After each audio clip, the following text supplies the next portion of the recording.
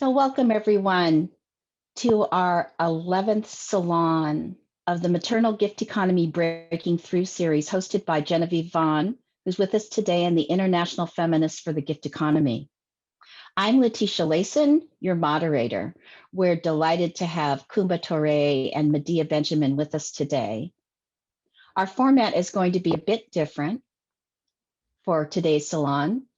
I'll introduce both guests who will speak briefly and then engage in a dialogue for about 40 or 50 minutes, and then we'll be open to questions and answers. Genevieve will be with us during the whole time, so if you have questions specifically about the gift economy that you'd like to address to her, she'll also be available.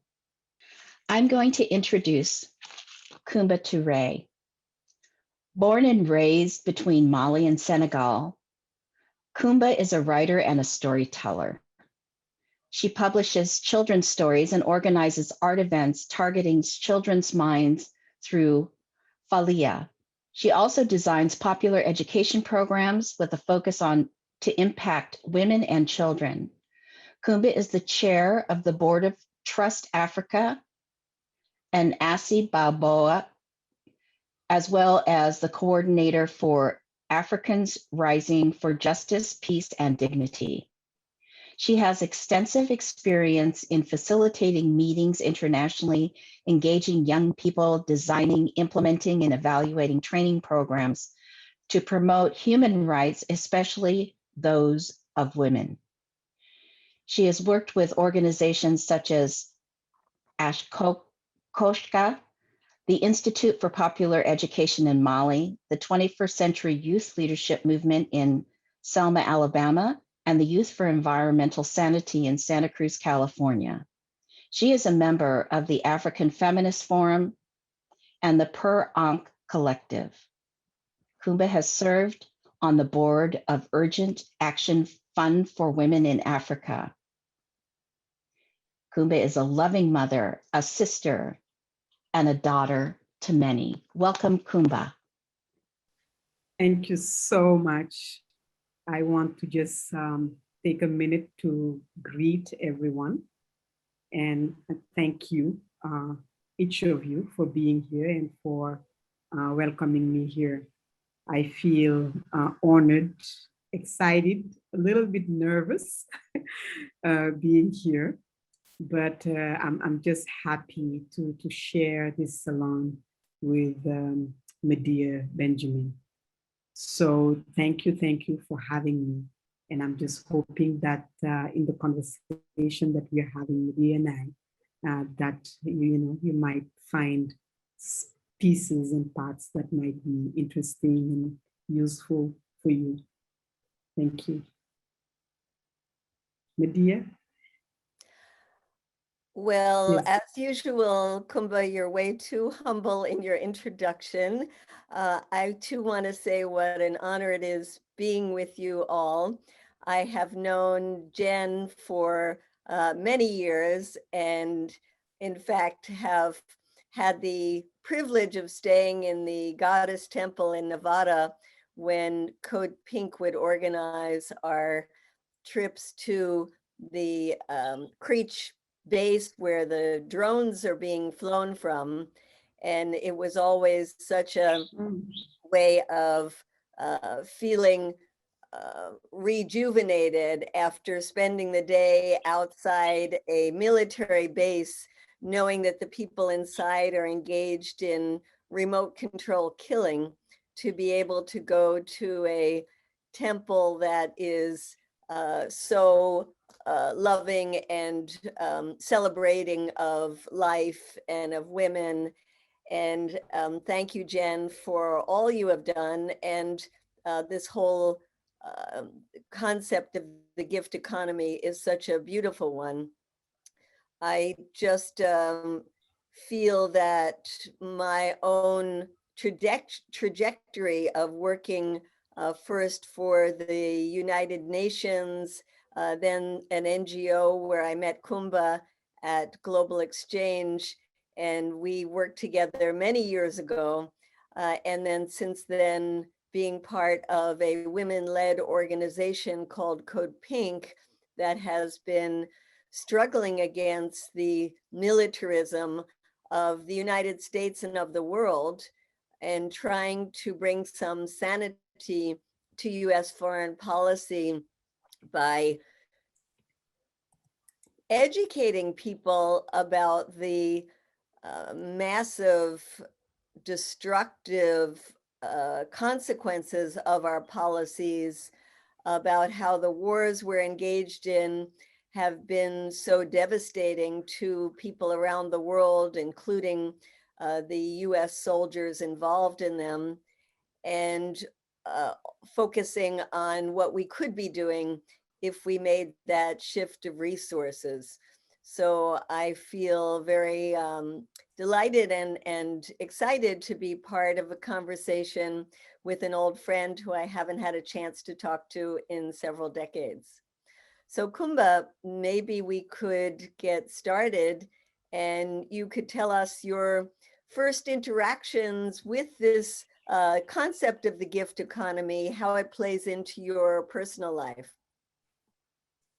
Thank you so much, Medea. And I was first wondering if Leticia still wanted to read your bio, because people need to know more about you from that. And I know you were saying that I am, humble, but there are many things that you have not said. So I just want to give that little minute to get Leticia back and really read to everyone your bio before I dive in. Shucks, I can't get away with that. you thought you had escaped it. Okay, well, we'll make this quick and just to let you know, because yes, Medea is the co-founder of the woman-led peace group CODEPINK and the co-founder of the human rights group Global Exchange. She is the author of 10 books, including Drone Warfare, Killing by Remote Control, and Kingdom of the Unjust, Behind the US-Saudi Connection and Inside Iran, The Real History and Politics of Islamic Republic of Iran. Her articles regularly appear in outlets such as The Guardian, The Huffington Post, Common Dreams, Alternet, and The Hill. Welcome, Wow. Medea.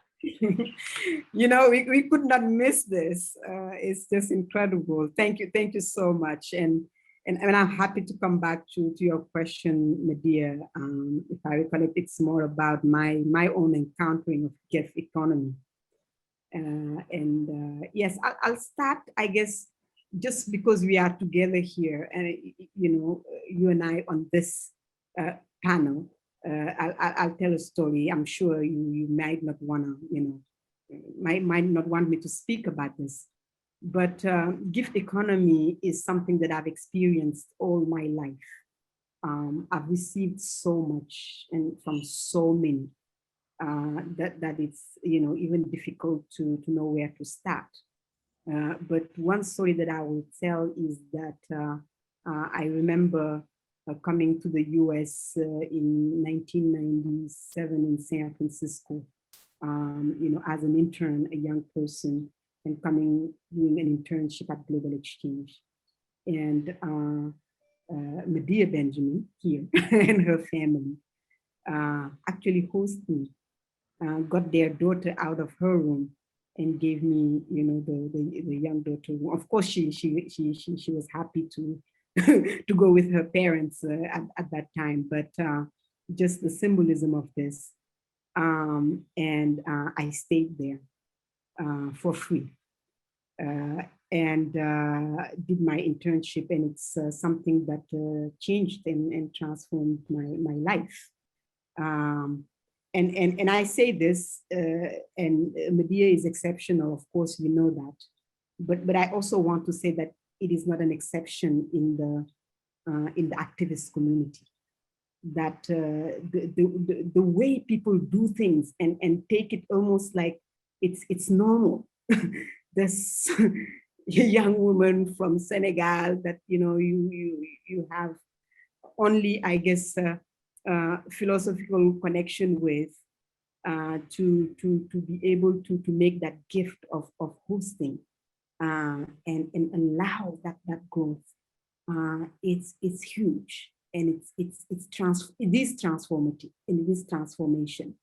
And I'm only giving it as an example, but right before that, the year before was my first trip to the US, 1996, in March 1996. And we came from Mali, and it was 22 of us on a study tour on African identity.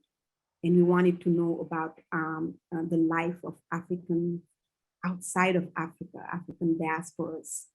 And we went to Selma, Alabama. That was the first city I visited of the US ever. And the moment we landed in Atlanta, we were welcomed by communities and people all the way. We did Georgia, Alabama, North and South Carolina, Louisiana, Tennessee, Mississippi.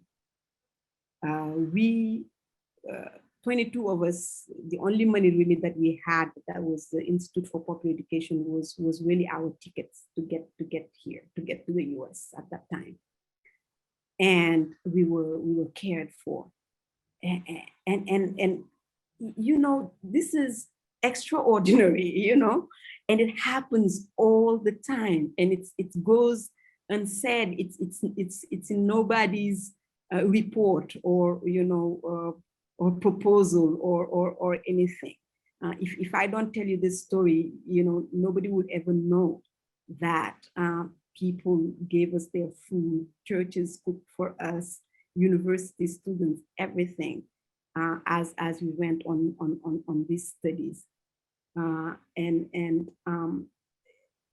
I say this because sometimes when you think even, you know, about gift economy, we go back to the traditional societies and communities and how people used to live before in I don't know how many hundreds of years. But the reality is that it is a very, very alive practice if we just take time to notice how people do it, and start computing every day what we do and what we give for free, and how it makes the whole world actually, you know, move, because that's just what we do. And I wanted to mention this because I think it is in the testimonies of these things that we also make them visible and important. Well, can I yes, say that yes. I'm so glad I'm not that you brought up the story of staying with me, which was a total honor, but that you talk about the US in those terms, because I was going to talk about the US in very different terms, and talk about how materialist the US society is in general. And I was thinking this morning, and I'll get very personal because this is the venue for doing that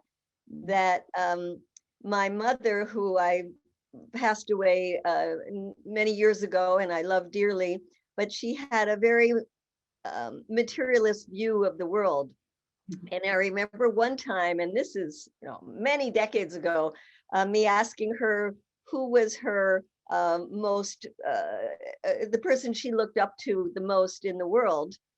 And this, again, before we had heard of the guy who was last in the White House, she said Donald Trump, because she was a New Yorker, and he was a New Yorker who had made lots of money and was very supposedly a successful businessman. And that's who was her role model. And I, at the time, had started reading some, I was in high school then, some more revolutionary books. And I said my role model was Che Guevara. And as I got older, and we can maybe talk about this in more depth afterward, how I ended up living in Cuba, I remember riding by, on my way to work, I would go by bicycle, and particularly go out of my way to go by a hospital that had a big sign on it with a quote from Che Guevara that said, "The life of one child is worth more than the wealth of the richest person on earth." And I thought that was so beautiful that I wanted to see it every day as I made my way to the office where I was working.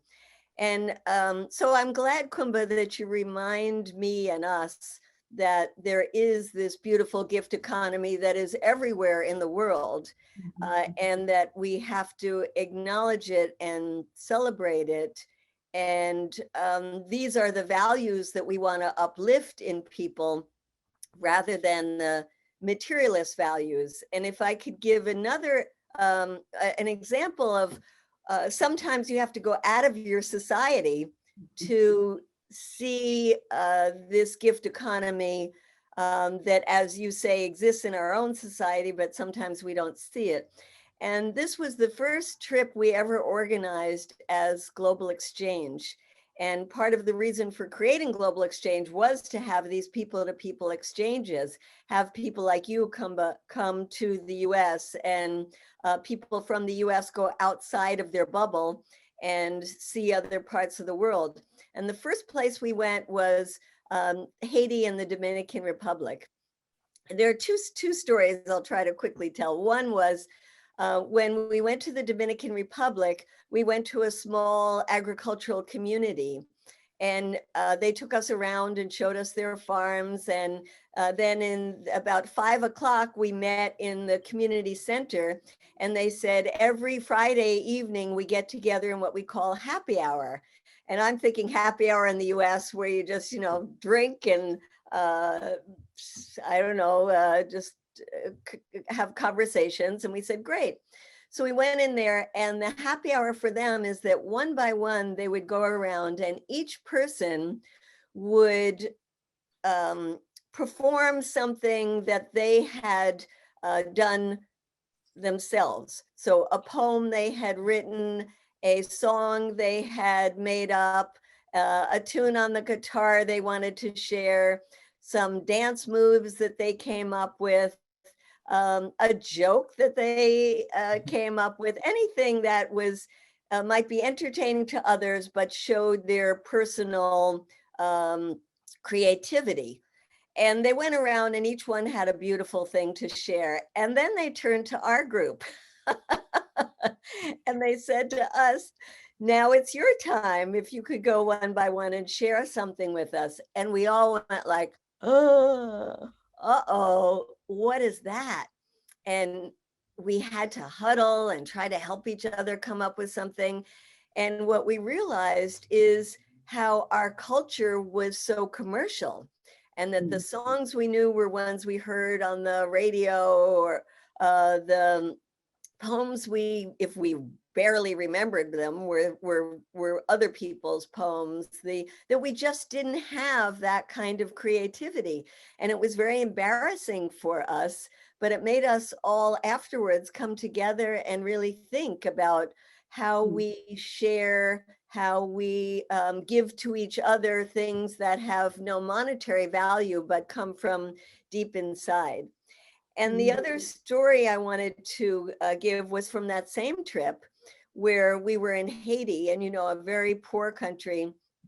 And, Kevin, who I was married to at the time, and I got up early one morning before the group had any activities, and we went out and started walking. And two young Haitian boys started beckoning us to come with them. And so we started walking with them, and we were going up and up and up a hill. And we're thinking, oh my God, where are they taking us? We don't have enough time. We started to get a little scared, and we're going up and up and up and up. And finally, we get up to the top of the hill, and it's just as the sun is rising. And it's this gorgeous view, this spiritual moment with the sun rising. And the boys were just there to smile and have us appreciate the beauty of the place where they lived. And so those are two examples that have stayed with many of us from that very first trip, that show that you can give people things without monetary value on them, and that so much of life is about sharing what we love and what we can create or show as creations of nature. Thank you. Thank you so much, Medea, for sharing these stories. Yeah, really reminding us that gifts are in so many forms, and sometimes some of the most valuable things or gift that we have is not material. I personally believe that some of the most precious gift really uh, is the gift of time, the gift of presence. I know that in the communities where I've lived and where I'm from, that is what people have, like when people are sad, when they're mourning, or when they're happy, what people do is be there, be present.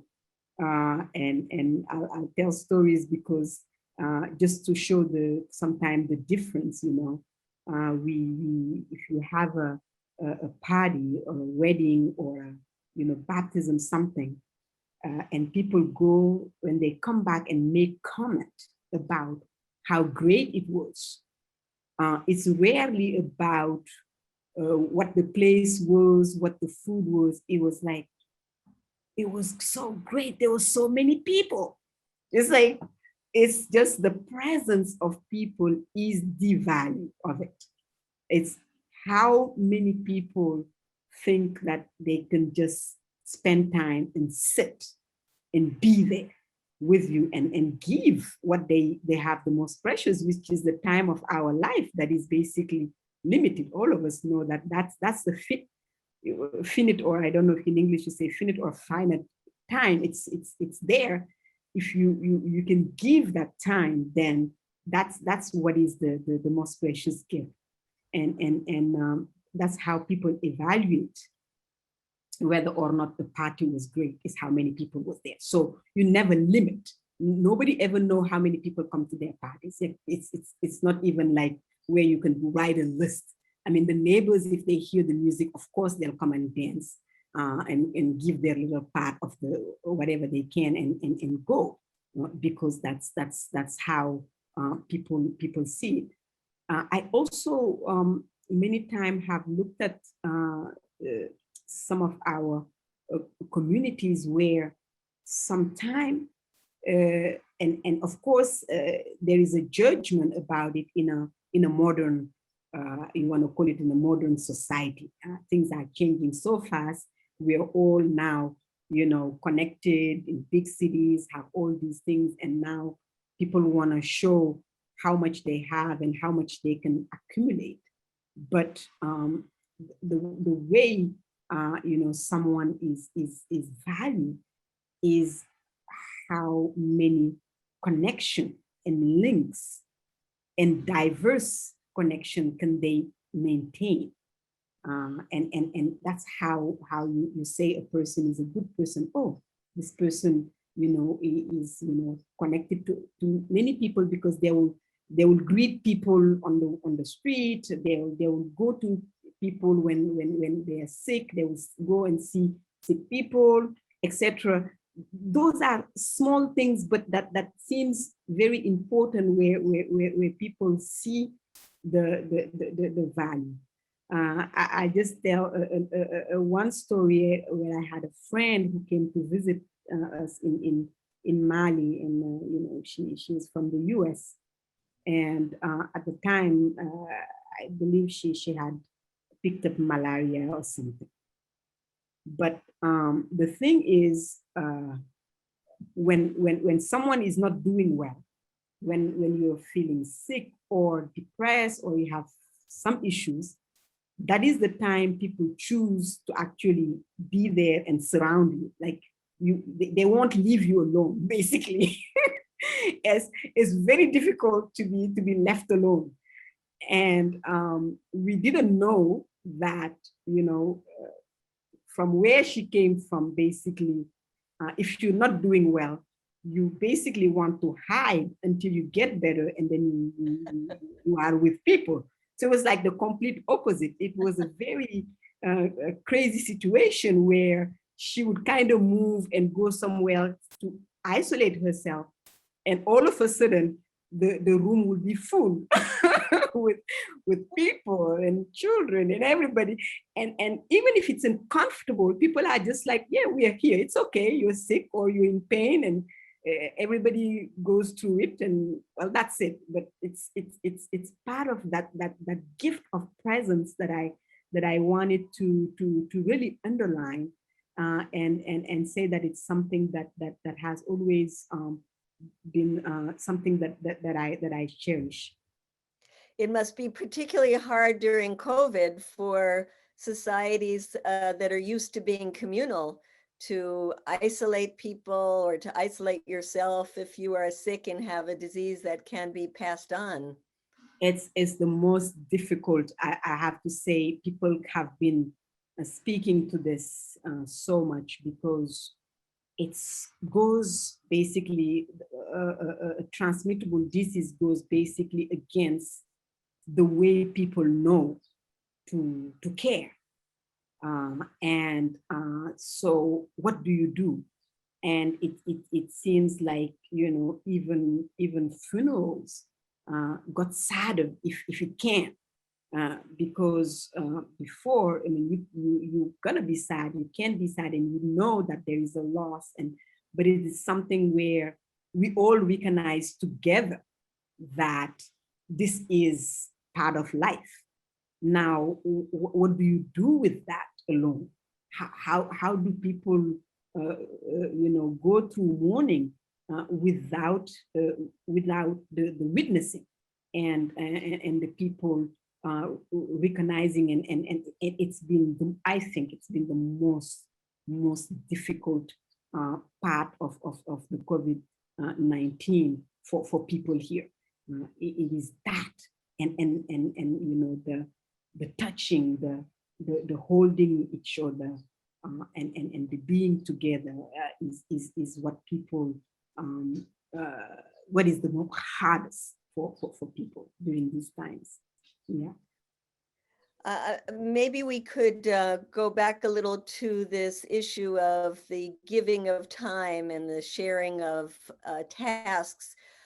If you could talk a little bit about being a mother and how this gift economy comes into play in the day-to-day Yes. work of mothering.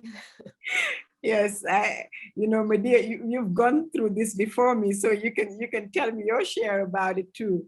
And I knew intellectually, and we learned it even before with Jen, and we always had this conversation about gift economy and how the maternal roots of it, and how we learn about it and where it starts, and intellectually, of course, we knew it, but as you practice it as a mother, or as you practice it as a person who cares for community, and when we expand it as we practice it as an activist, because to me, it's just different gradient of what we give and how we give.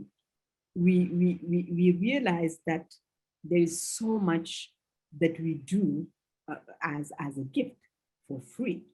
It is, yes, time, it is energy, it is thinking, it is design, it is imagination, it is everything that you could ever think about to make sure that somebody not only survive, but also thrives, is happy, learn things as you do it for little children.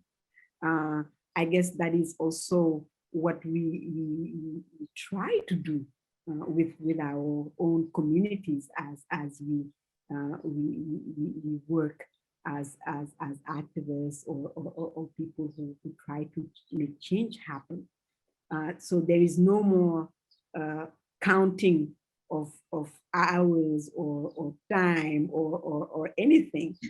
You just give, and you just do what is needed, and of course it is and we recognize again that it is the pillars on which actually the whole world stands. is free work, mainly from women, but most of also from anybody who's like, care workers. Of course, COVID-19 helped us understand that whether you take care of children, of elderly, or, people, who are sick or with disability, all of those, actions that we do for our communities uh, is what makes the rest of the world run and pretend that everything is for sale. But there is this whole hidden part, that make it possible for anyone to sell anything to start with. Well, that brings up to me a dilemma that I wanted to ask you about and how you deal with it in your activism, uh, which is, in my years of doing work around social justice issues, there have been times where there is a conflict between doing this, it's hard to even say work. I mean, it's passion around helping the community, social justice, caring for the world, trying to stop war, loving the earth, and the dilemma that people have to earn an income. And then you have what's often called the NGOization, the nonprofit world that has come to create job opportunities for people, but also then has a negative side in which sometimes it becomes a job more than a passion. So at 5 o'clock, your work is done, and doesn't allow for the enough involvement of the community. And some would say that it saps, it takes the most passionate activists and turns them into workers for an organization rather than community leaders that are not, that are organizing more naturally in the community. So I wonder how, in your years of doing this work, if you've come across that as well, or is that more something that really affects us in wealthier countries where there are more of these NGOs? Yes, I come across it, and also, we struggle with it. But again, I'll make the parallels, and there is a dilemma. I'll make the parallel with also the care for children. For example, we of course we do all this care work for the children, for the house and everything, and of course nobody pays for it. And you start thinking, if we were to fight for it to be recognized and for people to be paid for it, what would it do? Will we do it with the same passion, or will we will we start thinking, okay, this is a job, and yes, there are people who do care work as a job, and but they're still care workers, and they're still giving that care, because even when you are paid for it, there is a part of it that's just unpayable. That's the only word I could find.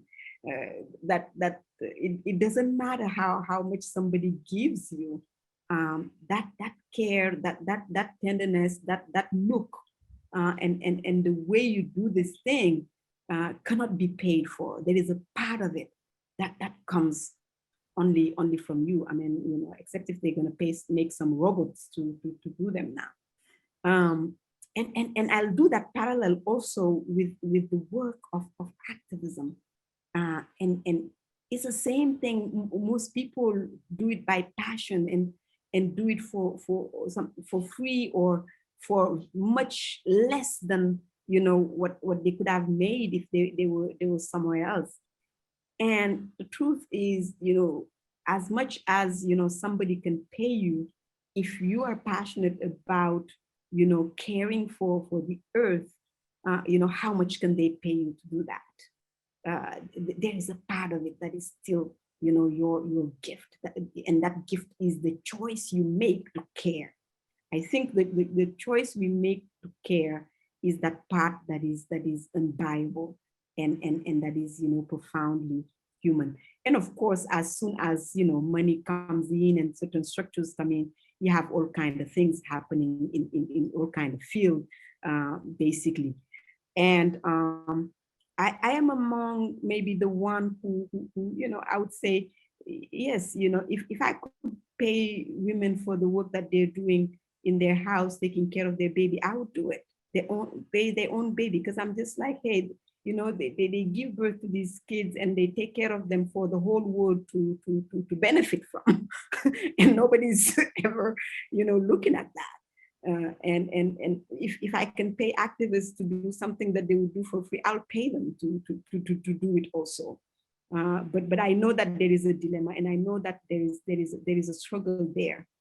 But always we need to go back and recognize that paying doesn't do it and cannot make it happen. You can have as much money as you want. You can't just put your money on the plate and eat it. Somebody, need to pull that food together. And if they don't, the money doesn't transform itself into food. Yeah, talking about caregiving, I had my first child when I was in Cuba, which is a society where people love children and they're always helping each other, looking out for each other. And I remember that from the time my child was born, the neighbors would be always coming in and taking her. Yeah. And I wouldn't think about, where is she? Is she being fed? Is she being cared for? What time are they bringing her back? It was just, you knew that there was just love in the community, and your child, like all the children, were well cared for. And then when I moved back to the US and had my second child here, I was alone and I couldn't believe it. I was like, where is everybody? Where is the community? And it's suddenly like this child was a burden to other people. It was like, oh, I mean, not always, but in some spaces, Yes. it would not be great if the child was crying during an event. Yes. Nobody would come over and grab the child and help you with it. They would be like looking at you like, don't you want to take that child out of here? No, Medea, I like that example, because I did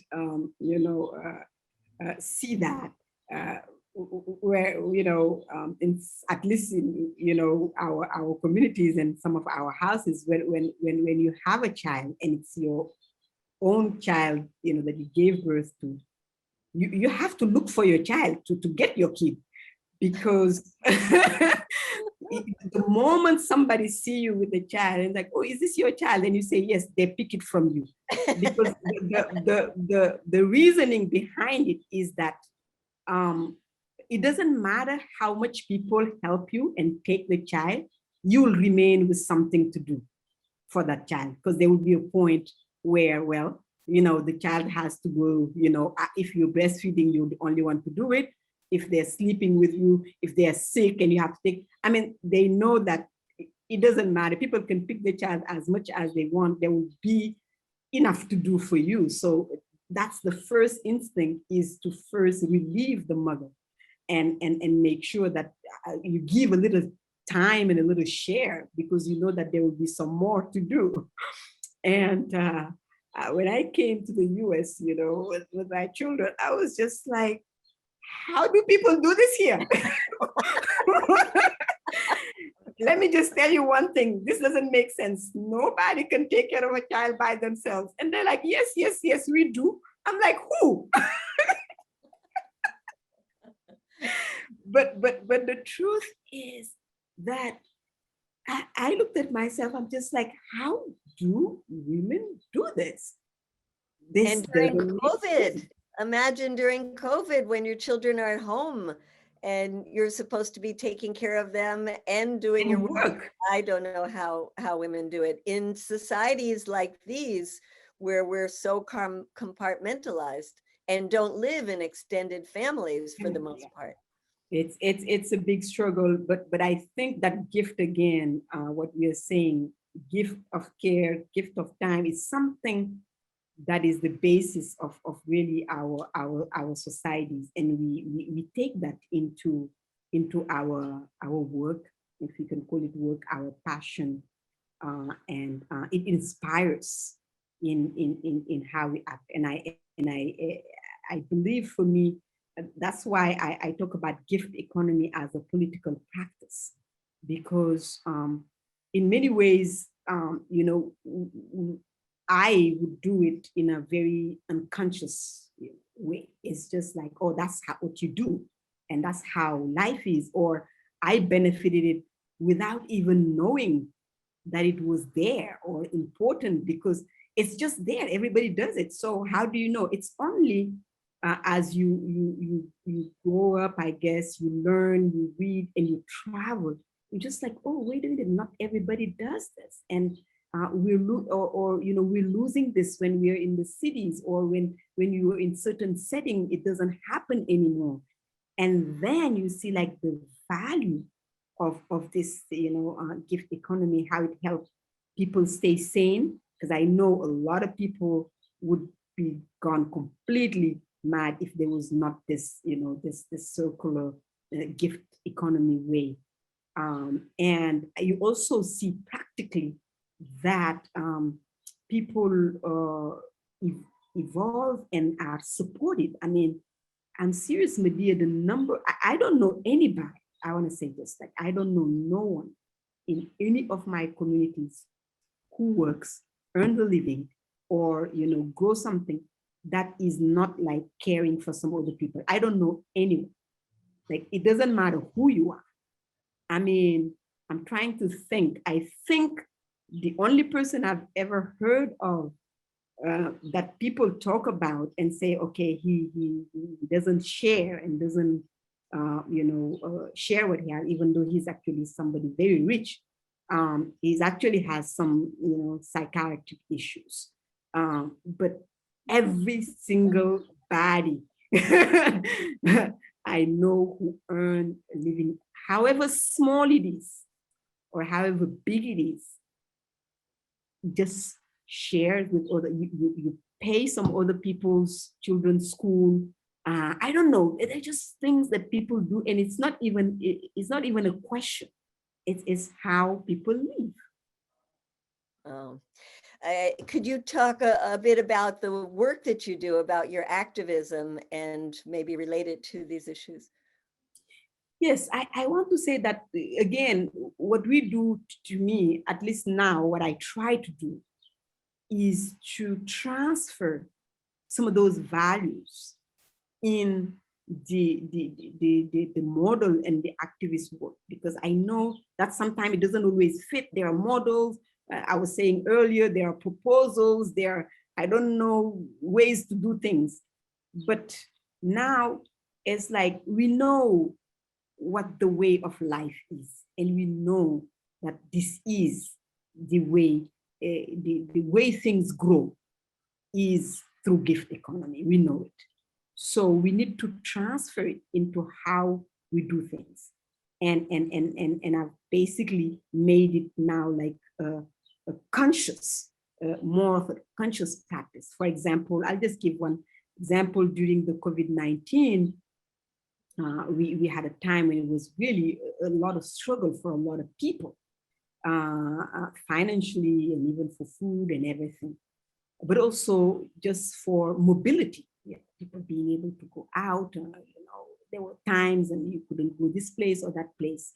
So I proposed, and I started it for myself, to friends. I say, anybody who goes to the market to buy food for your family, it doesn't matter, however small it is, you need during that same time to buy one extra, when you can, of course, carrot, something, and give it to somebody in need.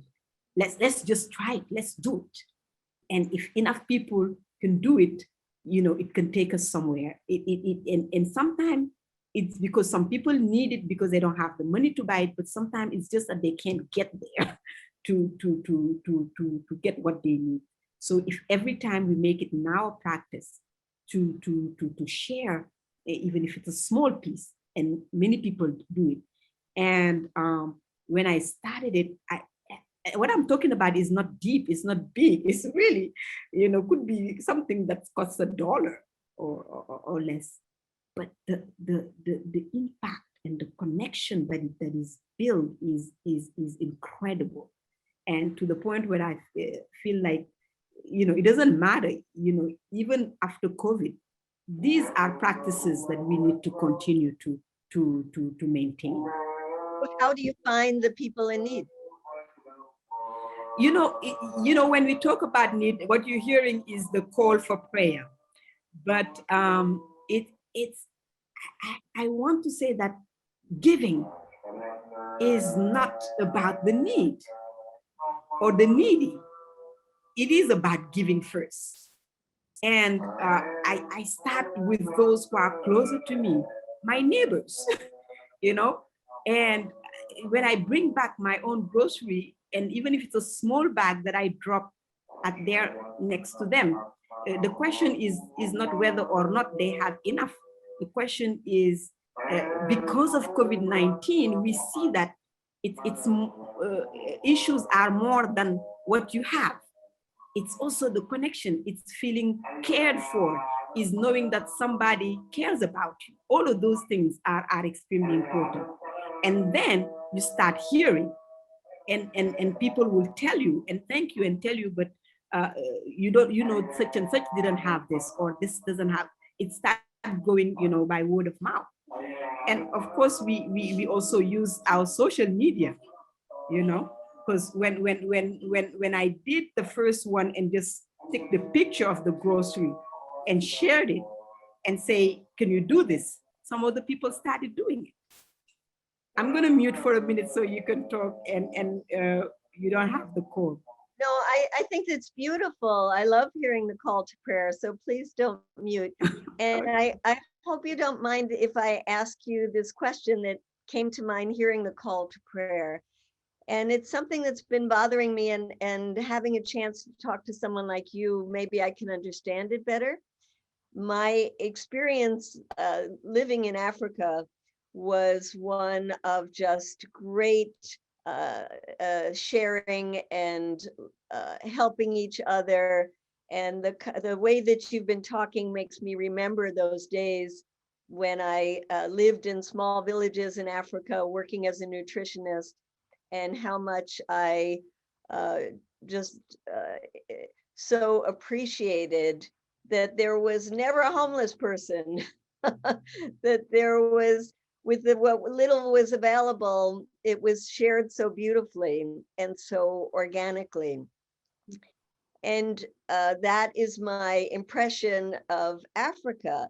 Yet on the other hand, all we hear about in the media here is about extremism and how Muslim extremists, whether they are related to ISIS or Boko Haram or another group, and the capturing of young girls and horrific crimes.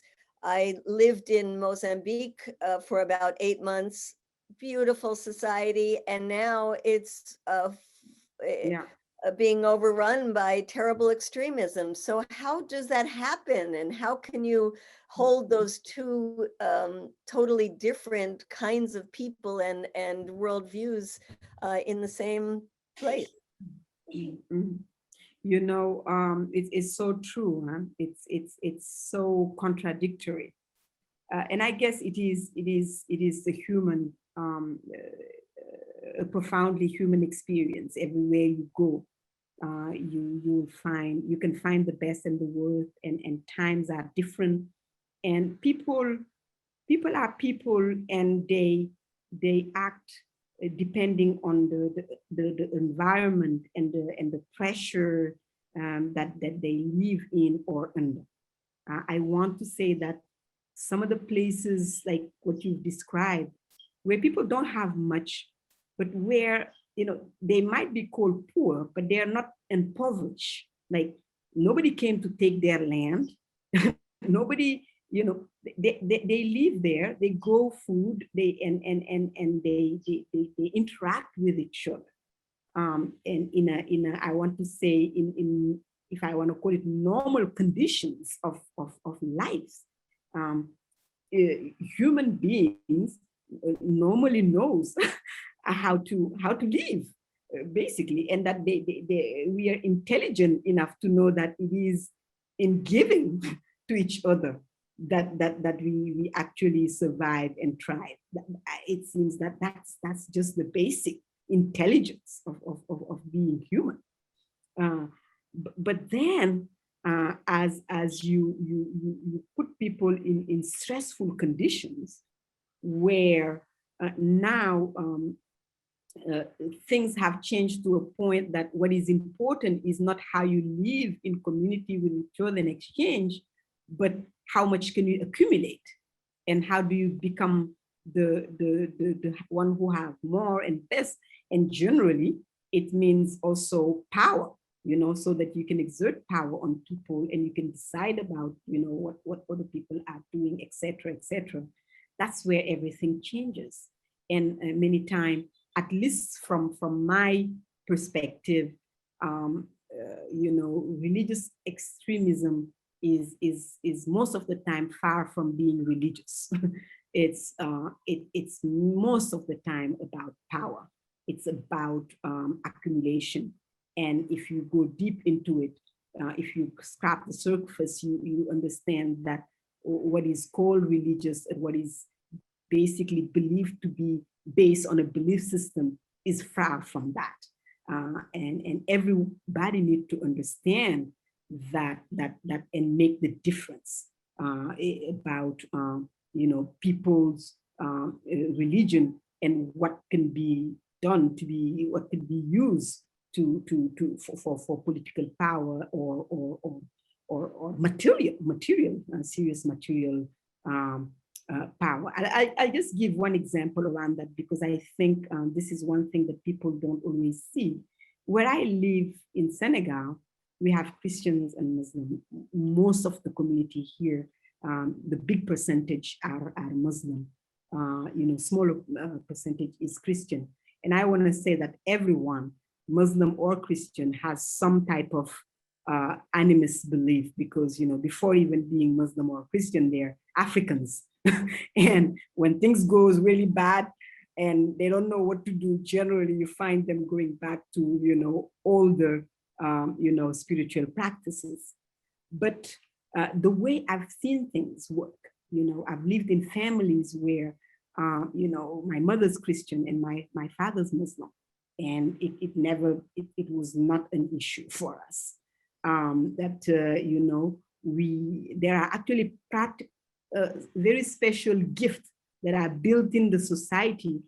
We celebrate the Christian holidays and the Muslim holidays, and all the Christians actually come and celebrate with the Muslim holidays, and the Muslim have a lot of fun during the Christian holidays, etc. There are certain things that goes like that. The most striking piece, and this is maybe just a personal experience, but I don't think it's exclusive. My mother was raised Christian by a Muslim family. Her father, who was Christian, had given her to her aunt, who was Muslim, and she was raised in this big compound where everybody is Muslim. But in honor of her father, who was Christian, this aunt decided that this child would be raised Christian. She never had a child, and she only had my mom. And the whole house, and when I say whole house, this is now a big compound. Like you can have like 30 people in this, different settlement. Help this aunt raise my mother as a Christian. They made the Christian holidays in their home so that she could be Christian. They sent her to Catholic school. They even sent 2 other girls of the house to the Catholic school, even though they were Muslim, so that she doesn't have to go by herself. Just when people are not in when religion is not used as a political fight or for gaining power, regular human beings who are just Christian or Muslim actually know how to live with each other. They do. Yeah, and I bring this up not because I think somehow we in the US are superior in any way. We use religion all the time to go and kill people overseas and do it in the most brutal of ways and continue doing it to this day. And so much of my work over the years has been trying to show people the incredible contradiction that exists between trying to put ourselves forward as a moral society, and many people are very caring, loving people, but tolerating a military industrial complex that goes around the world occupying and bombing and creating millions of displaced people, and then patting ourselves on the back because we might give a little money to humanitarian aid. So I only brought it up in the context of my experience of Africa was just one of such a loving society. And I wonder if, this influence of a more extremist strand of religion has been something new in your life that you're experienced, or was there always a small group that carried out acts that weren't representative of larger society? Yeah, and I want to hear more about also your work, Medea. I have to say I am one of the admirer of your courage and the type of things that you actually work on. I think there always has been, like in every society, extremists in some ways. But I think, and including in ours, especially when it comes to religion, you always have some religious extremists. But I think what happens now is that, again, when they have the possibility to be organized and to be able to seize economic or political power, and do it in a way that it's planned out to continue, that's when we have a problem. Because, I mean, everybody's entitled to their view as long as it's not going to be something that is, one, imposed on other people, two, use as, I don't want to say as fake, because in many ways, again, I want to go back to that. Some of these manifestations of these extremist model in the religion are when you get to it, is so far from religion that you just like, what has religion got to do with it in this story? But it is the cover, and I guess when people are doing certain horrible thing, they need a cover, because they understand that as soon as everybody witness together them without the cover, it can't stand, and it won't stand. So that's I think for that.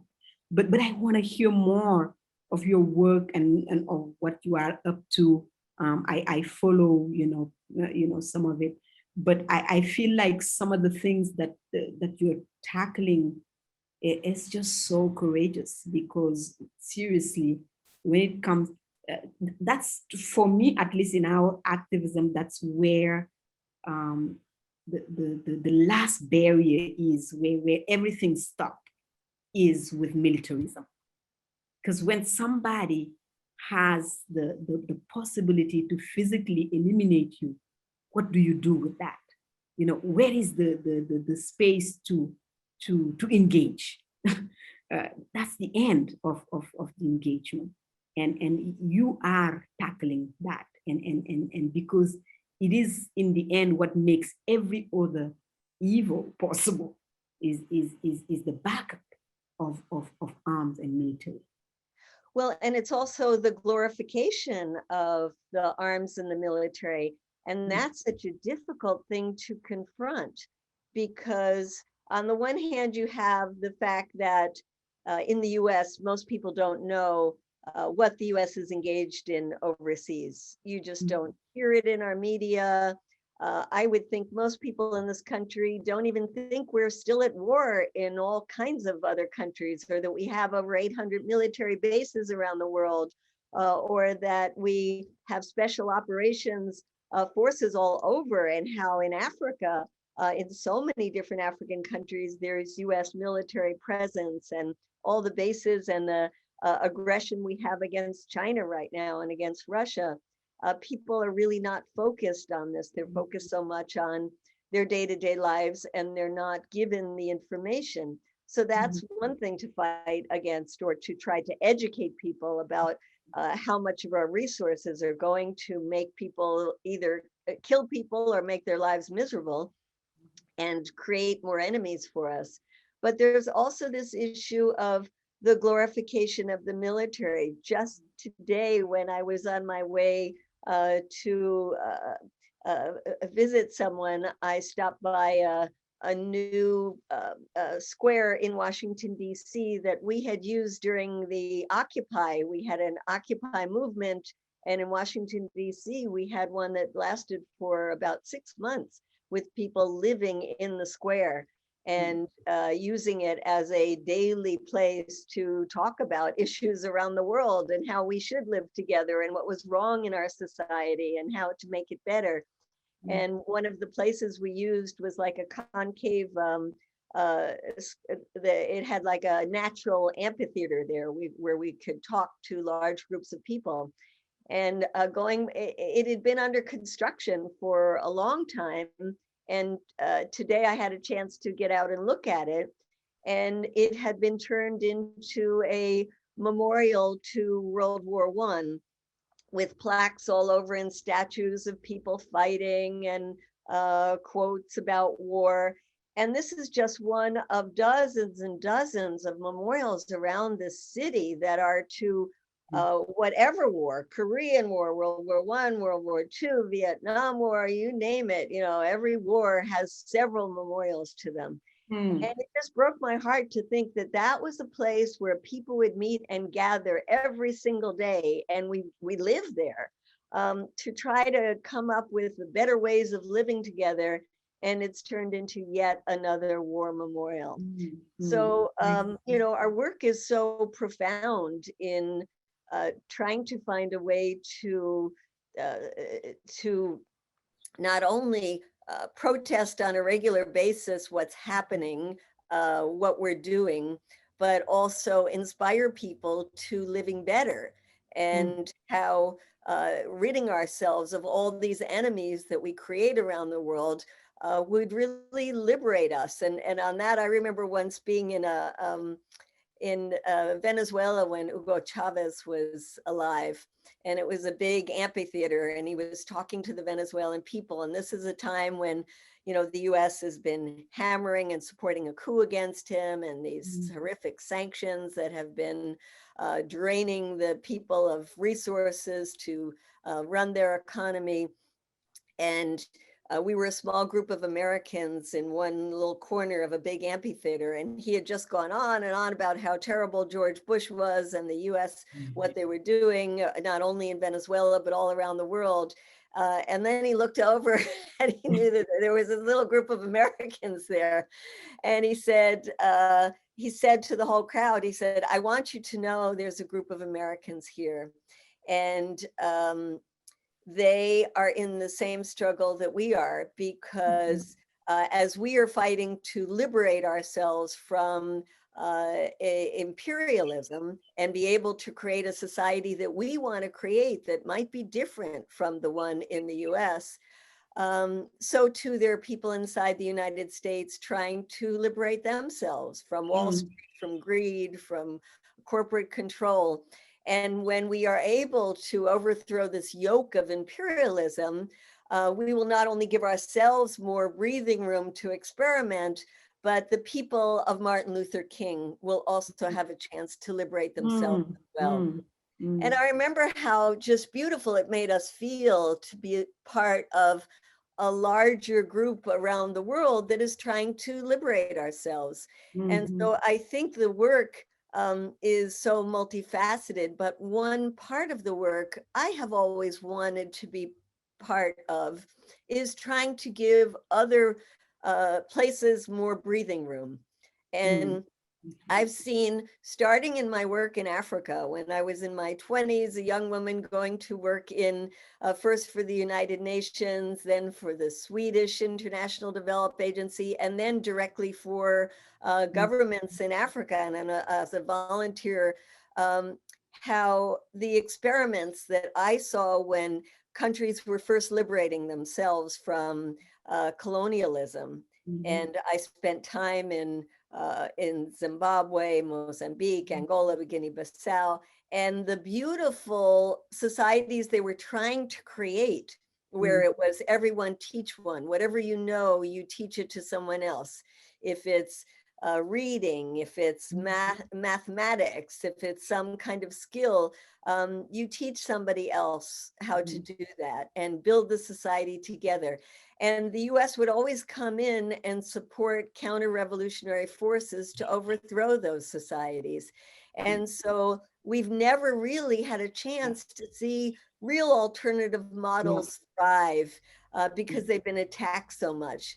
And I lived for a number of years in Cuba trying to see what that society was like. And I see how beautiful many aspects of the society were, and then how repressive other aspects were.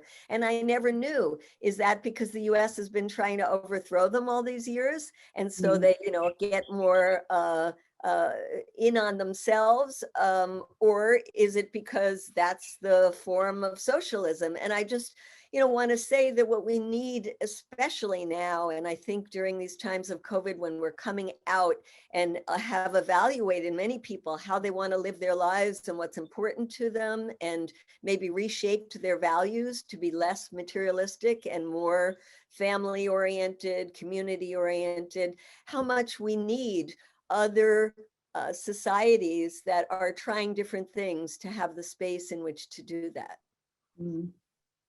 Thank you, Medea. I see that Leticia is back, and maybe she wants us to hear some questions from the public. Yes, I think there are a few that are here. And so Judith, are there some questions?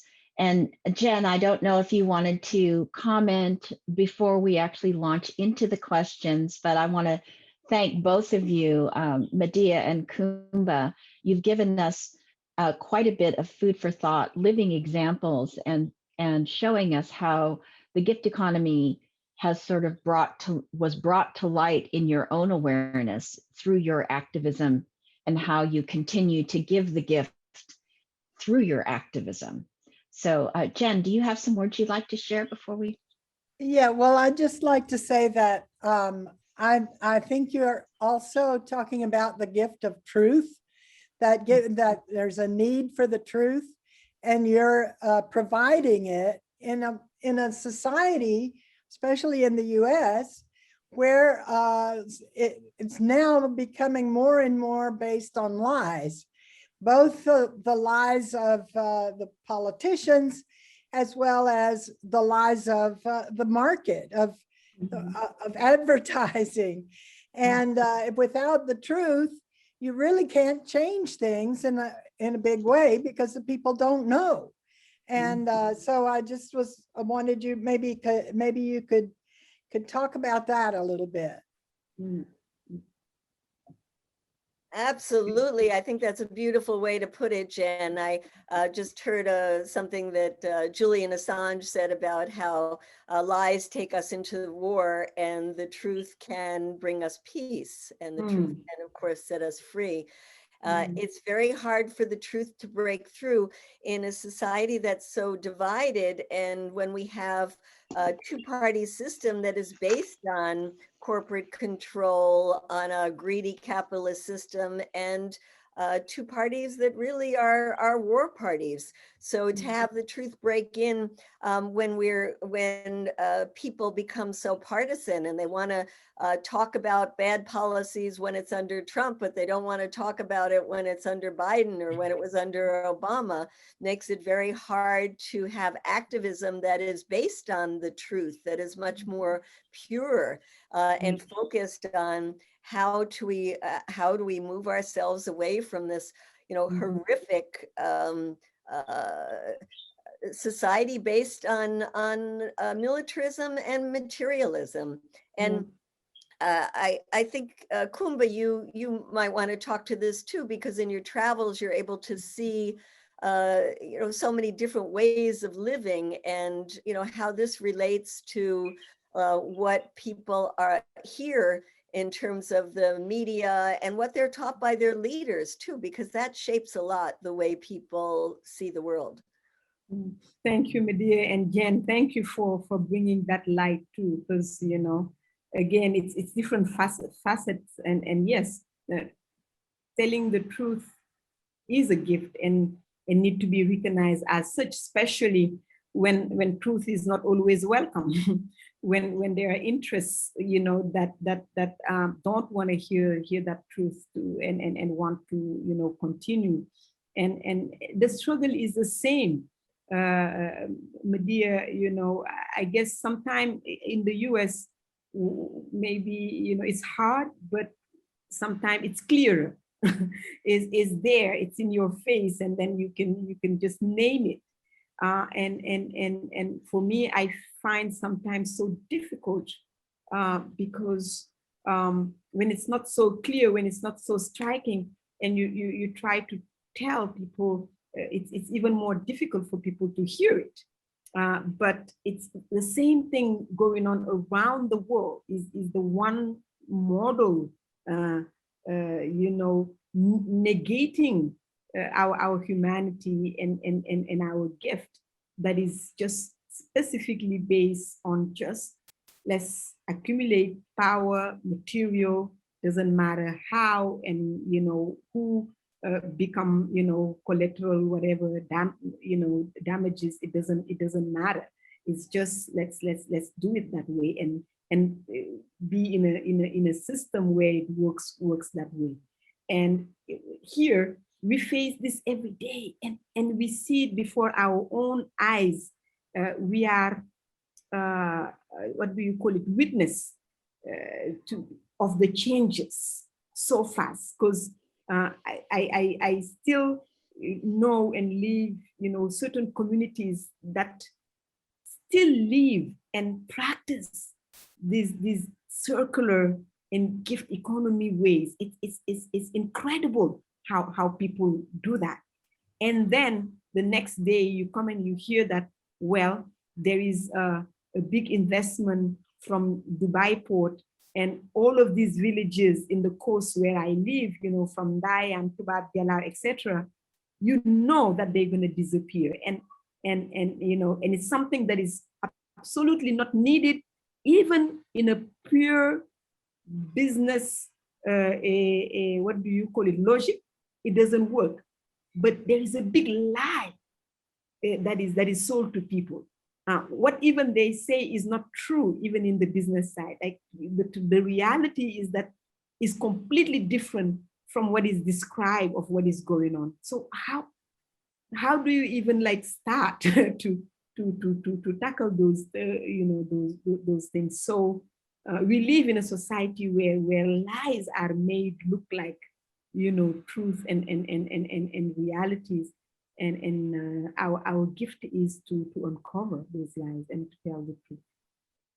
Yes, I think it's very important to recognize that the essence of marketing, which is the essence of capitalism and materialism, is to create a need, even when the need isn't essential. There's a psychological and point of view that they create, that's created through the market, where you begin to attach your value to.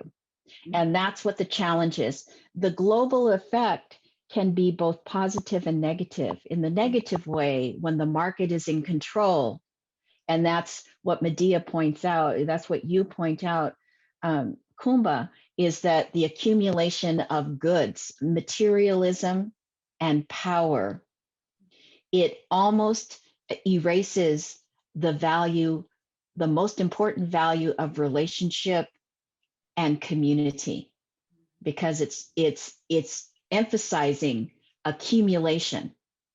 Jen, did you want to say something now? I just wanted to say that I believe that the market, where you give in order to get back something, that quid pro quo, ends up being parasitic on the gifts, because it takes more from everybody.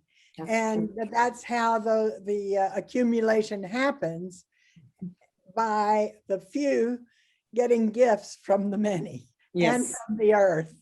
So the two economies, the gift economy and the market, really should not be together. The gift economy needs to lead, and the exchange economy needs to diminish a whole lot.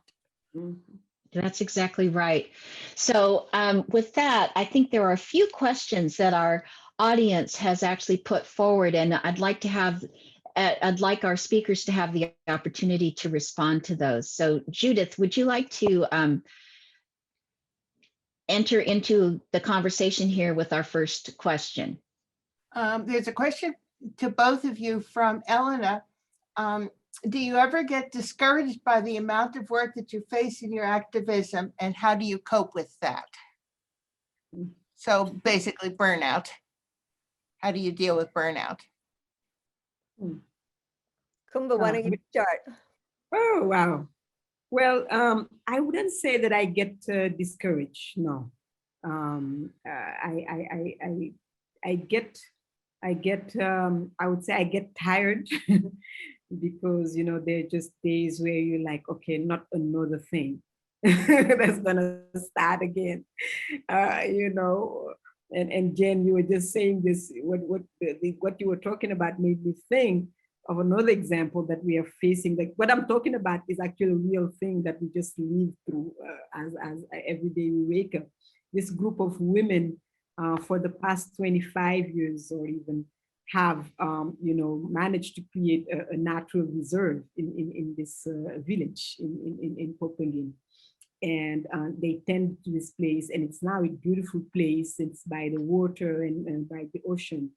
And today they have to struggle because it was decided that this place would be a corridor given away to some business people who's gonna build some big, I don't know, something again for, you know, some people from the other countries to come. But the only way that is possible today, that this is so valuable today that they can take it, is because for 30 years, these women of these different villages had made it. It is now that it's free work that they've done, when people used to laugh at them, oh, how crazy, and why do you do this? And now that it is something, now that it's, you know, somebody's gonna make money out of it, as if, you know, all of the other people who live there all of this time, you know, are just not intelligent enough, or why do they leave this thing and not make money out of it? And you know, especially these women are older now, and they don't really care about them. But yes, it makes me angry. It makes me tired. It's just like, okay, are we gonna do this again? How many times, you know, do we have to do this? And there are days where you just like, come on, we're like 2021, like, shouldn't we know this by now? And are we gonna start another, you know, another fight? And how do I cope with it? I think a big part of my coping is really in my artwork, in storytelling, in doing things that I feel is restorative, and also in sharing with other people. Because when you step into these communities and you see people and you see how they act and how they live, you're just like, wow, you know what? It's not that deep. Life, don't take yourself too seriously. It's okay, and you know that your main wealth is your health, and that you can't play with that. And yes, you have to breathe. You have to take a walk, and you will not be able to do everything, and lose more of the fights than the one you win. But we also know that in the small steps and in the small action we do, inspire other people. And strangely, so strangely, as small as we look and we are, it actually shakes things. Now, I'm surprised most of the time when we do something and it works. I'm like, who did we do that? But the truth is, when it's so many lies, when even people who do it don't really believe in it, they themselves know they're wrong. It's so easy once everybody realize and know together and witnesses together to see it fall apart. So yeah. I want to take off on the outrage part, because I think, sometimes outrage can be a negative, but it can also be a motivating factor. And 2 days ago, I saw that our former Secretary of State, Mike Pompeo, was going to be holding a press conference near the Capitol about a new piece of legislation to keep the US from going back into the nuclear deal with Iran. And I was so outraged that this guy who had never been a diplomat had the nerve to come back to the Capitol and try to push for the US not to go back into a deal that would calm the tensions throughout the Middle East. And, I just heard about it, and it was at the last minute, and I said to my partner, let's just go down there with our megaphone and shout while he's having his press conference. And, I knew it was a kind of silly thing to do, but I just couldn't help it. So we went out there, and because there are fences up now, the public can't get close like we used to be able to.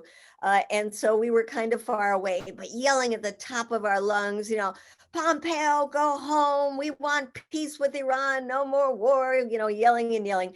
And this congressman came by as they were going to join with Pompeo, and he said, you don't do your cause any good by just being out here yelling. And I said to him, it's for my own health. And that's exactly how I felt at the time. Although I must say, I was pleasantly surprised when the Hill newspaper, which is the paper on, of record in the Capitol, came out in the morning saying that while Pompeo was there, a group of protesters were telling him to go home. And they didn't say it was just two of us. So anyway, outrage can help, but channeling that outrage is in positive ways is important. And in terms of the burnout, and I also think being part of a women-led community for me, like CODEPINK, has been so important for these last 2 decades to be able to talk about the burnout and find ways around it and, get that support. And the last thing I want to say in that is that I was once interviewing a poor peasant woman from Honduras for a book that I was writing. And she had lost 2 of her children to malnutrition. She had been arrested and tortured by the military. She had gone through just horrible things in her life. And I said to her, how do you keep yourself going? And she kind of looked at me very incredulously, and said, what is the choice? This is my life. I can't just say, okay, I'm not gonna get up in the morning. I get up and I struggle. And I remember that constantly because it reminds me, at least in my own personal situation, that giving up or becoming very desperate and negative is a privilege. And I have to constantly be overcoming that privilege to recognize that this is, I guess, as Alice Walker said, our rent for living on this planet is to do this kind of work. Thanks, Medea and Coumba. I think, Judith, I see that there are a couple of more questions maybe that we could have time for. Peggy says that she's blown away by this conversation, and she wants to ask them to reflect on how they would see the possibilities during this COVID moment, when many people have lost their livelihood, for spreading the values of the gift economy into the recovery. So recovery from COVID, and how do we direct it toward gift economy? Yeah, I think, again, we go back to where we started with about gift not being material. And I think that is the starting point. It doesn't always have to be something. And as much as we might lack of the material, I think what people need first is to be considered also, to be cared for. And I know that in this COVID time, because it's so difficult even to see people, people have resorted in many ways, and I've seen it in these, even these communities that I live, where I feel like certain applications on the phone have been used much more than they used to. Like, people are sending pictures, they're sending messages, small messages, text, voice notes, things that they didn't used to do as much. But I think most of the time, just hearing somebody's voice, that they think of you, and they know that you're going through something, is a first gift for people. And when people start also coming together and organizing, because that's the other piece, there is always some wealth within the community, and somebody knows where to get something, because I guess that's at least how we also function. Sometimes people don't have things, but they know where to go. Oh, this is where I went to get this, and this is where I get it cheaper. And this is who has, I don't know, an older child that has other clothes. It could be anything, but it is the first lack is the lack of connection, and knowing each other, and knowing what each other need and what everyone has. That's where it starts, I believe. And I guess COVID-19, if we decide to, can help us rebuild, communities. Yes, I would just echo that and say how many people are reevaluating their life choices, where they put their time and energy, and what is important to them. How many people have gone back to living with their families, and how many more extended families there are living together now. How many people have decided to change the kind of work they want to do, and how people recognize how fragile life is, that want more spiritual values in their lives, and how we long for that human connection when we've had such a difficult time getting it during this time. And I wanted to, in this time together, there was an issue I had wanted to bring out, and maybe this is the place to do it, which is to recognize the importance of health and the carers of health. And during this COVID time, I have been involved in creating a group to try to get the Nobel Peace Prize for the Cuban medical brigades that have been going all around the world to care for people during COVID. And it has touched me so much to see these people risking their lives. Now it's 58 different countries that they've gone to. The first place they went was Lombardy, Italy, which was the center for the worst outbreak. And Jen, you're in Rome, so you probably, did you see these Cubans when they? No, I didn't know the Cubans came. No, they Oh didn't say it yeah. on the TV. No. I Yeah, didn't. well, it was beautiful, and I've seen pictures of the people of Lombardy coming out to clap for the Cubans as they would go down the street, and so 58 different countries they've gone to. Beautiful, beautiful work that they have been doing because they have experience. They were the first to go to Africa during Ebola, and you know they've been doing this now for decades. And I met Cubans when I lived in Africa. Back in the 70s, who were out in the smallest of villages, not only providing healthcare, but teaching healthcare to local people. And I bring this up because it was during this COVID time that I thought it's important for the world to recognize this kind of giving. But I also bring it up because it shows the dichotomy in values that the government of the United States puts forward. And that is in their efforts to destroy the Cuban system, they recognize that this sending of medical brigades around the world has given Cuba a lot of prestige in the global community, and also it's brought in money from the countries that can pay, and sometimes from the United Nations itself.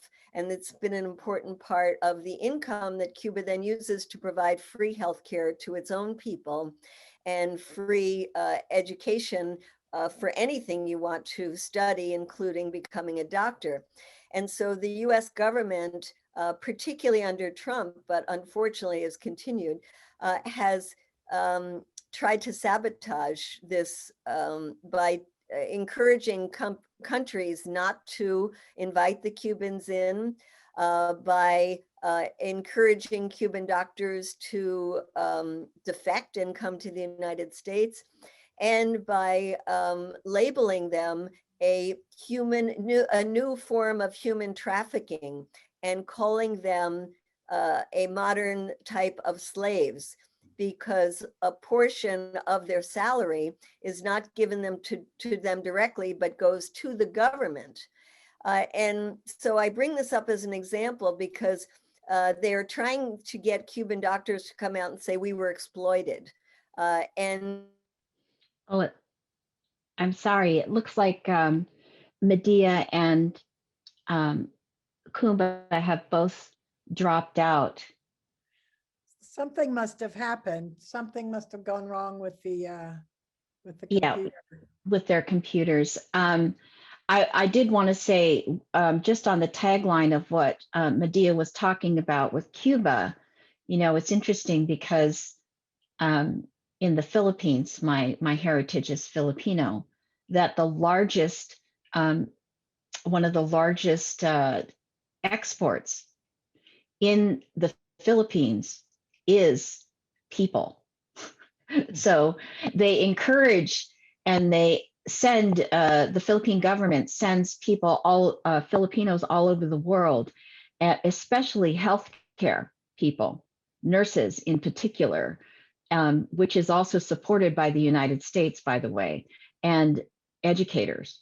So they're recruiting heavily nurses and doctors and educators in the Philippines to come to the United States.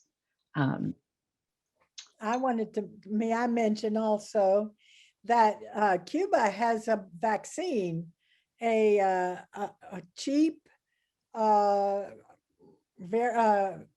non-patented vaccine they're distributing around the world, and that it costs like $1 a shot or something like that. And so that is a very hopeful thing and a gift in comparison to the vaccines that are patented and are making billions for the big pharma companies. So I just think that is a wonderful thing that they're doing.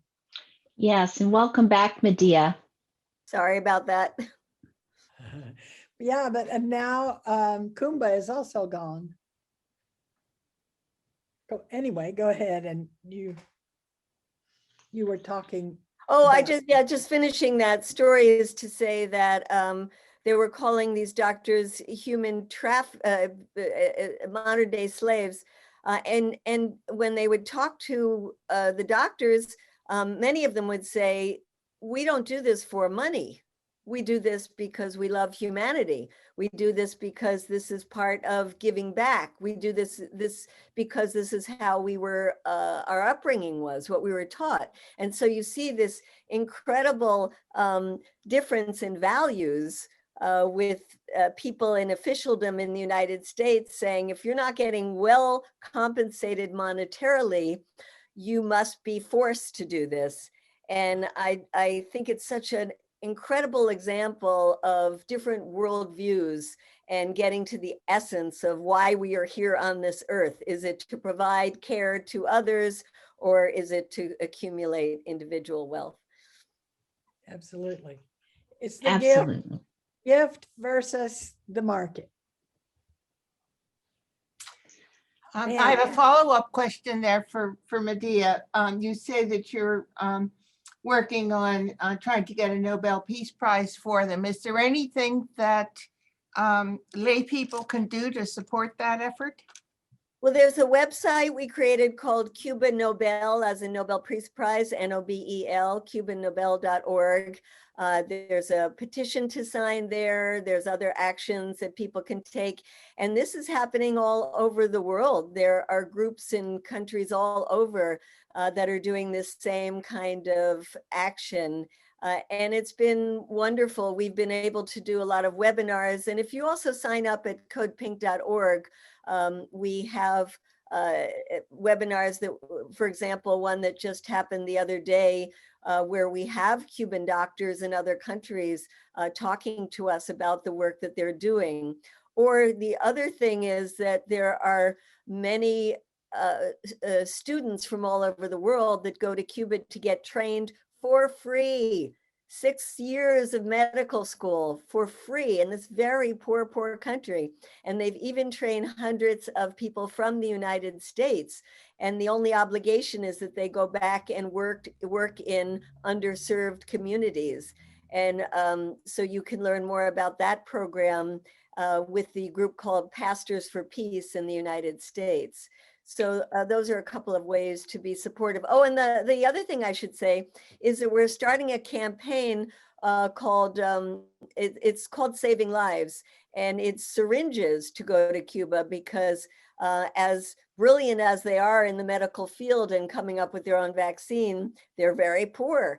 And so we want to be sending syringes there so that they can not only vaccinate their own people, but then use the vaccine to go out to many other poor countries around the world. And we'll have that up on our website in just a couple of days. So if you go to codepink.org, you'll be able to find that campaign.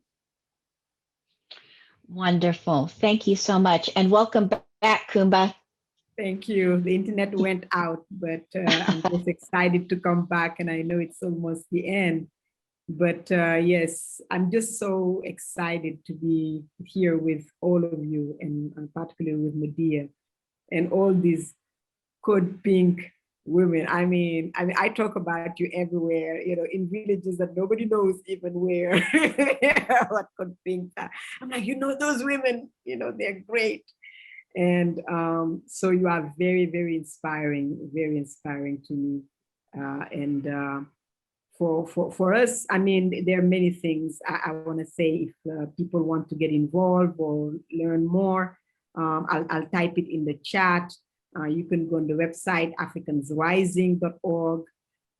There are many campaigns, of course, about political prisoners, freedom, about so many actions that needs to change the relationship between countries and international relationships, how they're based basically on inequality and on on racism, the same thing that guide us, guide these relationships since slavery time and colonial time is the same model that we are still functioning on, 2021. So I know that the people in the countries, whether it's in Europe or in US, the people there need to know what their government and their businesses are doing in other places around the world. I know when people know it, things will change, definitely. Thank you, Coumba. I think we have time for maybe a couple more questions since you're both back. So Judith?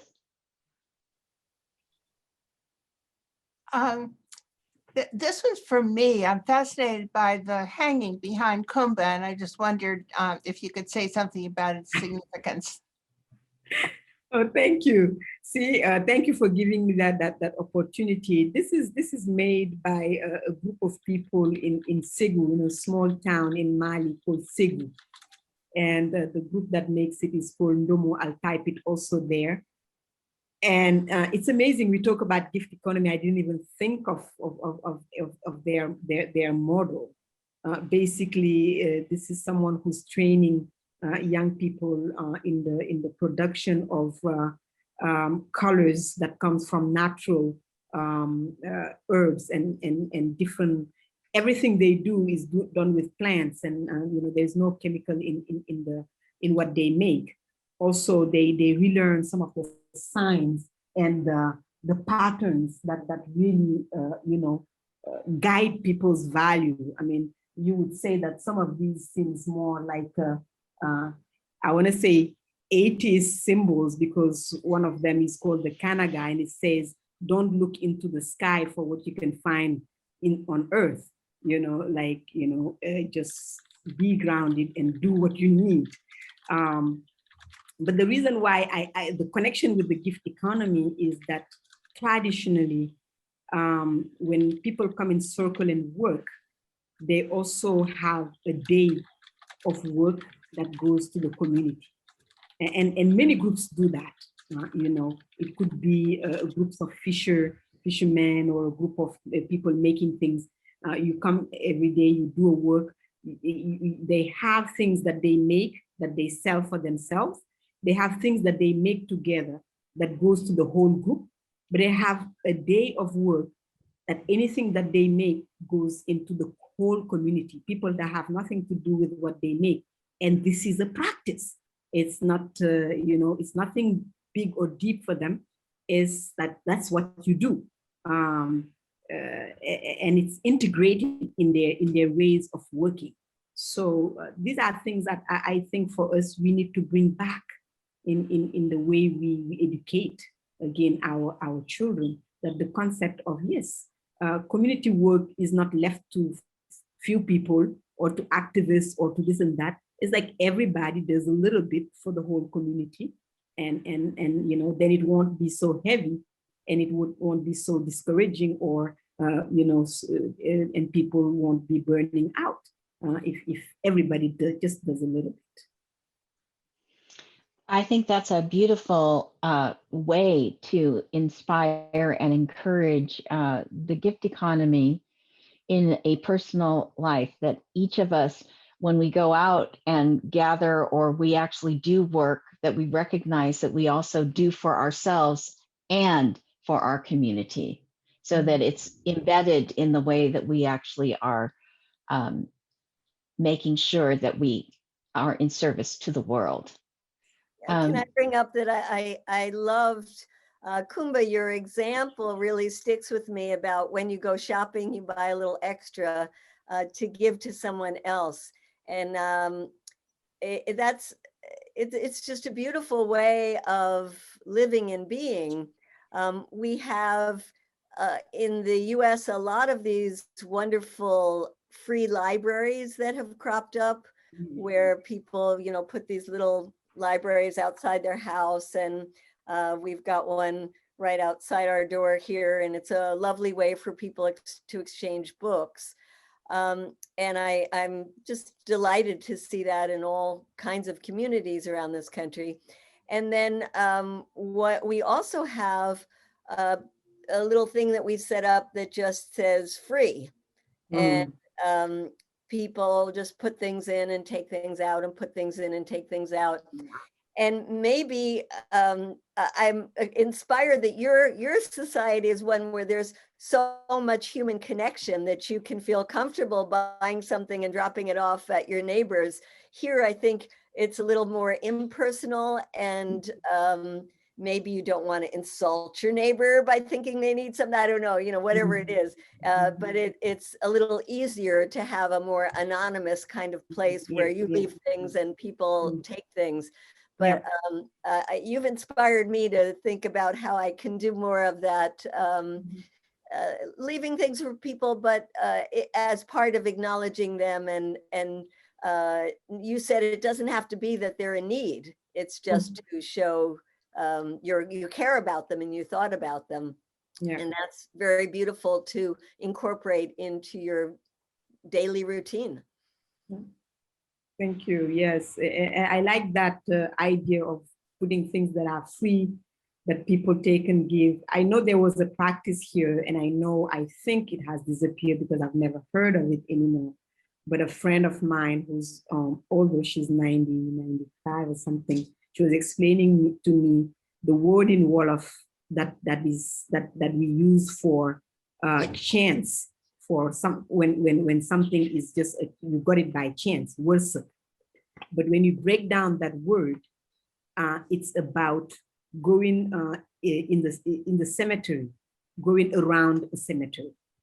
And she'd say that comes from a practice in the past, and I don't know where it was and why it was then, where people at night will go at the cemetery and they would put things there that as a gift. It could be a bag of millet, it could be anything. And then those in need also would rise up very early and just go there and take it. So nobody would know who put it there and who took it. But it's the word that is used for a chance, you just got it by chance, is wërsëg, and it comes from that practice. Wow, that's a beautiful story. It's amazing that came from going to a cemetery. I mean, it's very fascinating that would be the place where that kind of exchange would happen. What do you think, Jen? Have you heard of that anywhere else? No, not of that particular practice, but it just occurs to me how similar what Coumba's talking about is to some of the things that happened among the Native Americans and still are happening. And it's just the colonization that happened through capitalism, European white men, patriarchy, that have just taken over the gift economy by the exchange economy and imposed on so many cultures, so many places. And now, like, we're all over the world, and it's so destructive, even of nature. So we really need to change, and the examples are there. That is what's so heartening, is that there is so much gift economy still existing. And of course, I think it's also in mothering. And that's the reason why mothering gets so targeted and has such a hard time in the economy based on capitalism, because the gifts are not acknowledged and valued. But there we are. Another gift that I've been seeing lately, because it's almost spring, well, it's springtime here, as I've been walking around, is to see how many neighbors have been growing things not just in their own gardens, but on the street area as a gift. And we got inspired and did something on our house using all kinds of recycled plastic barrels and cutting them open and painting them with fun, different designs and slogans and things, and creating a lovely little patch in front of our house. And now every day people go by and they stop and they say, we love what you've created, and they stop to talk to us, and we make more friends. And you just realize how the things that we create and oftentimes keep inside our homes, if we put them outside our homes so that the community can enjoy them, becomes a way to just learn more and be part of and be interconnected with our community. Yeah, Mm, wonderful. that's beautiful. That's beautiful. That's wonderful. So we're about 8 minutes away from closing. So Medea and Coumba, I just want to offer you any closing statements that you have, and also you, Jen. So Medea, do you have anything that you'd like to leave us with as a closing statement? Well, I want to say how wonderful this has been to get a chance to reconnect, not only with Jen and all of you wonderful people who have been working on this and spreading this beautiful concept, but a dear friend who I haven't seen in so long and who I admired from the time you were a young girl with so much spunk that you left your community in Africa to come over and be with us in the US, and how you've been spreading that kind of people-to-people connections your whole life. And what a treat it's been for me to reconnect with you. I have such wonderful memories of my time living in Africa and how much joy it brought me, and how much I think it was there that I recognized, because this was before we created global exchange or anything, I recognize that wealth is not something that you have in the bank. And I've always been so grateful for those communities I lived in Mozambique, in Zimbabwe, in Guinea-Bissau, and other places, for teaching me the true values of life that I've tried to keep with me my entire life and spread to other people. And it really is, Jen, and what the rest of you have focused on. And Jen, when you said to me, I was saying, what should I talk about? And you said the gift of activism. It's the first time I ever thought of it in those terms. And so thank you for giving me that idea, and the gift of truth, which is something I hadn't thought of before either. So it's been a very enriching experience for me to spend these last 2 hours with you. Thank you.